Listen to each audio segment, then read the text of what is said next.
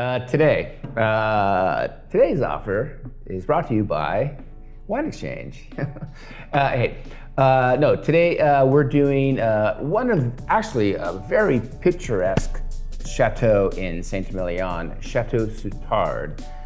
Chateau that's been around since the mid-1500s.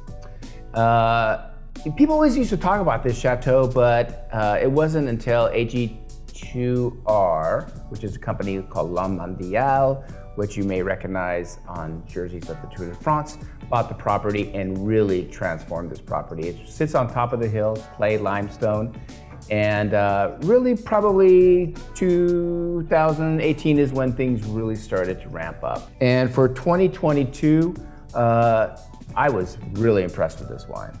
Yeah, you know, it's something that we've been watching, the rejuvenation of this property, and some people might get it confused with what's happening at the Soutard Cadet or Moulin de Cadet. We'll talk about those wines later. Right. But Soutard is separate, even though it's next door to Soutard Cadet, right? Correct. Soutard's a big property, like big. 70 acres. It's huge by Saint-Emilion standards. Yeah. And I think what you see here is a diversity. It's all on the top, right on top there, flat, boom. But I think you get still diversity in the soils. You get a lot of Cabernet Sauvignon in this property. Cabernet Franc too. And a bit of Franc too. But this wine's about 70% Merlot. Yeah, 60 to 70%.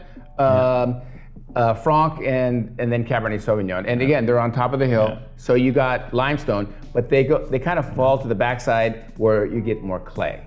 And then, so the limestone, they want a little more Cabernet Franc, Cabernet Sauvignon, you know, and then as you go back into the clay, there's Merlot. To me, the wine maintained its classic, what we would call classic Saint-Emilion style in this warm vintage because of the limestone. And we have to remember that wines like Soutard Cadet and they're little bigger wines. They're huskier wines based on philosophy. This wine is more what we call classic, mainstream, mainline Saint-Emilion. Very typical of the appellation, very typical of the area. The wine's typical again in the greatest way. I found this wine had exquisite balance, great poise, plenty of power. It's deceiving.